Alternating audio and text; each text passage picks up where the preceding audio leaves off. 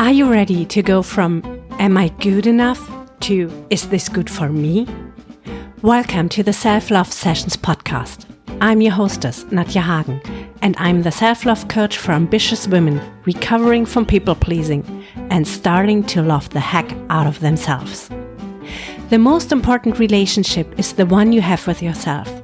It sets the tone for all other relationships in your life and your overall quality of life. It's worth cultivating.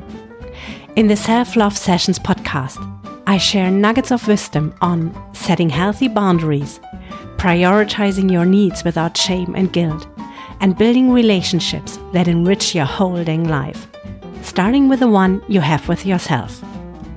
Let's dive into today's episode.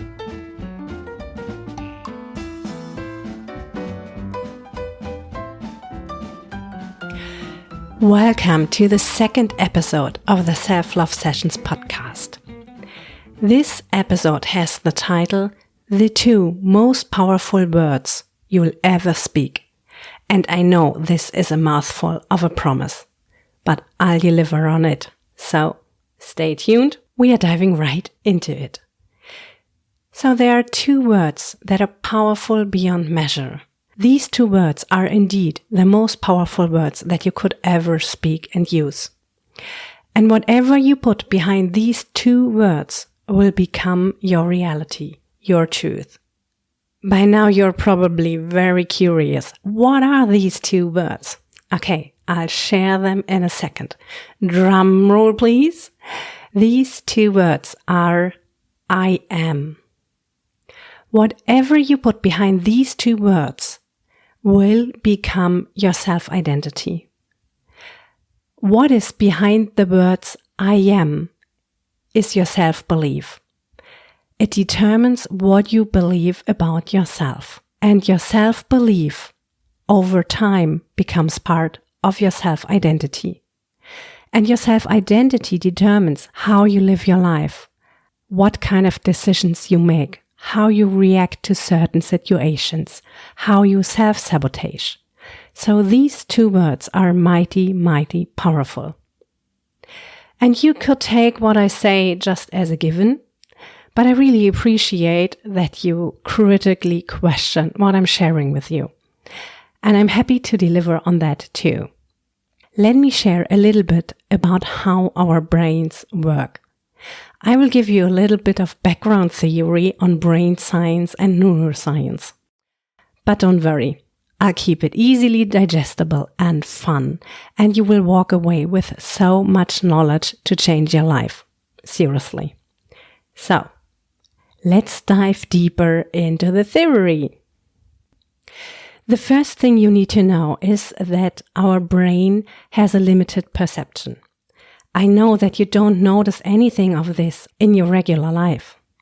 You have your perception and you think that is the world around you. But that is false. Your perception only catches a tiny little bit about everything that is surrounding you. Let me explain this further. Our brain can perceive around 32 bits of information. That means you have probably heard the term bits of information in relation to computer science, and it's similar to that. 1 bit of information is 1 tiny, really tiny piece of information. It can be information like the leaf in front of me is green, so the color green is 1 piece of information, 1 bit of information. Noticing that there is a leaf in front of your face is another bit of information. So you see, 32 bits of information isn't much compared to all the bits that are surrounding us. I have heard and read different numbers, but in the end it doesn't matter if it's 1 billion pieces of information surrounding us or if it is 3 billion pieces. It is huge. It's so huge, I have difficulties to imagine this number in my mind. Catching 32 bits of information from a whole huge sea of 1 or 3 billion. That's quite a tiny excerpt of our surroundings that we actively and consciously perceive. And when we perceive these things, our brain automatically processes the emotion it perceives. We perceive the information through our eyes, our ears, our skin, through seeing, hearing, feeling. And then automatically our brain starts to process these. So if I perceive a certain temperature on my skin, my brain automatically tells me, oh, that's cold. You better put on a jacket when you go outside. So this is very useful if it works in our favor. But it doesn't always work in our favor, unfortunately. I'll share more about this at a later point in this episode. Coming back to the tiny part of reality that we actively perceive with our brain, there's another thing that you need to know. I have already talked about self-beliefs at the beginning of this episode. We all hold a certain set of beliefs about ourselves. As an example, I can believe that I'm smart, or I can believe that I'm not so smart. But whatever I believe, my brain will do everything in its power to prove my belief right. And your brain does the exact same thing. What does this actually mean for you and your life and how your life is going? Let me explain. If you hold a negative belief, your brain does everything to prove this belief right. And it starts with a perception. I have a friend who is constantly struggling with her weight. And she was on a diet, actually a very successful diet. So she was losing weight and she felt awesome doing so. But she still had the belief, I'm one of these chubby girls and weight will always be an issue for me. And she noticed that suddenly her weight loss stopped. She didn't change anything. At least that's what she thought. She was still exercising. She was still eating healthy. The only thing that has changed is that after her exercise routine, she ate a certain bar from a certain brand. And she guaranteed that this bar was healthy because she checked the labels and the ingredients. And it didn't have lots of sugar. That's what she said. And that's what she believed. And after her next exercise routine, when she grabbed her bar, she checked the labels again. And the ingredients were still good. Until she showed this bar to a friend of us. And our friend said, it has lots of sugar in it. Didn't you notice it? And you know what? Even though she checked the labels several times, she didn't notice this. This is how powerful our perception is, or in this case, non-perception. Why I'm sharing this story with you? Because I wanted to give a hands-on example of how our brain actively filters out information that is not in alignment with our beliefs. This was an example where a negative belief was enforced. There are also lots of examples where positive beliefs are enforced. So if I believe I'm smart and I'm making a dumb decision, I will look at the situation completely differently than somebody who holds the belief of not being so smart. And this is the exact reason why these two words, the words I am, are so massively powerful. They are a self-fulfilling prophecy. And when you hold a negative belief about yourself, you will repeat a pattern over and over and over again without even noticing that you are repeating a pattern. Because you are absolutely convinced that this is how things are. This is the reality. This is the truth. But it's not.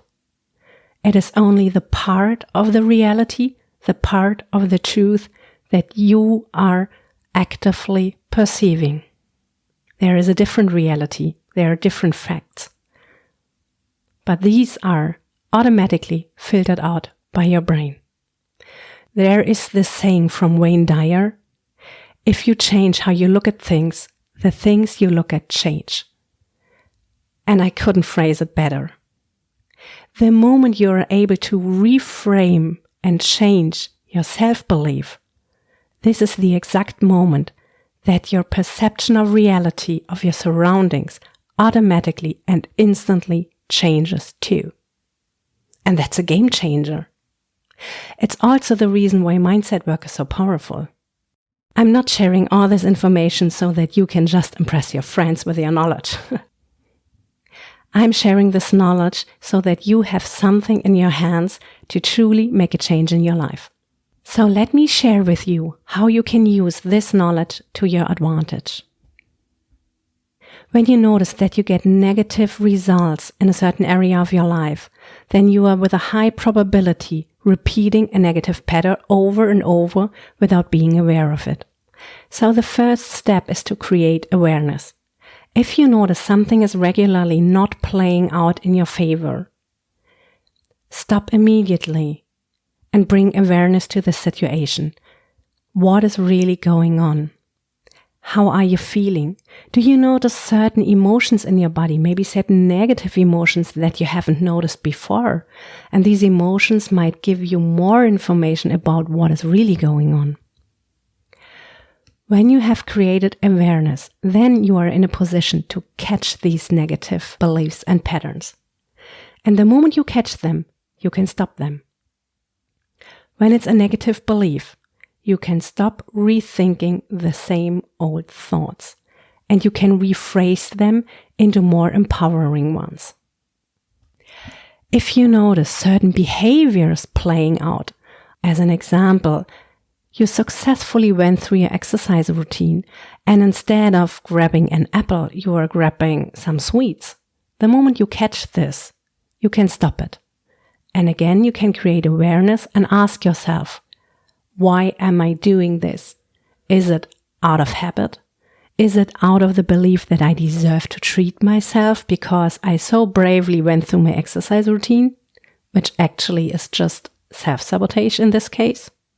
Maybe different questions and observations are coming up for you, but they are so valuable because they contain the exact information you need to resolve this pattern and reframe your self-belief, which leads to you reframing intentionally your self-identity.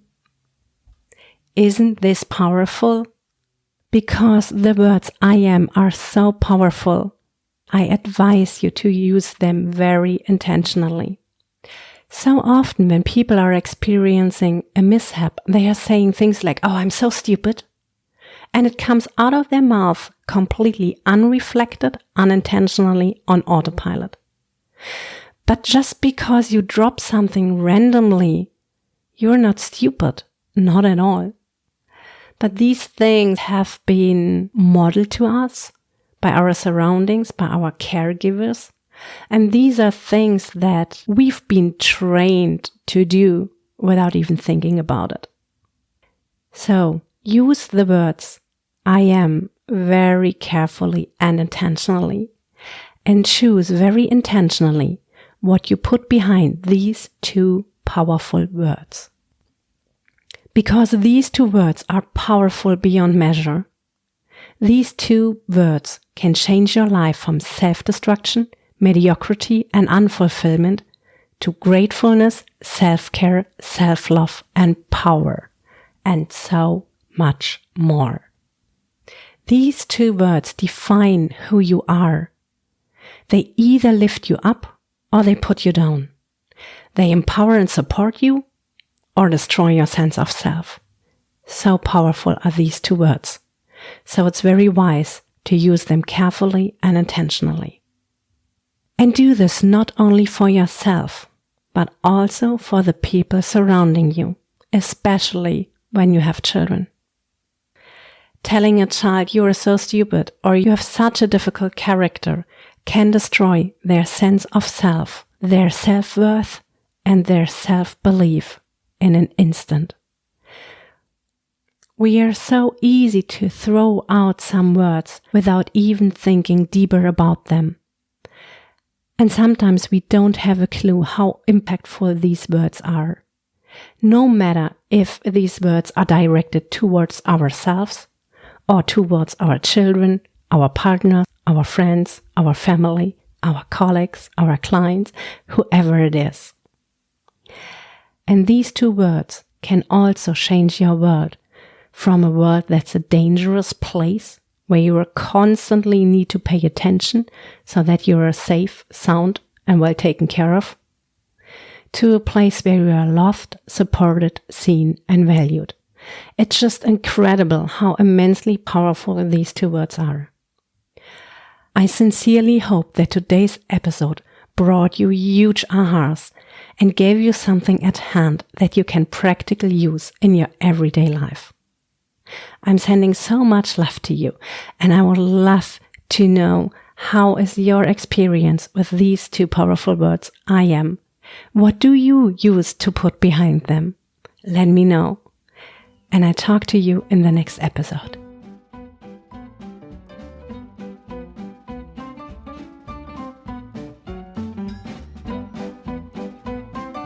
Thank you for listening to today's episode. If you found this valuable, please give a 5-star rating and tell other women that this show is worth listening to. I talk to you in the next episode.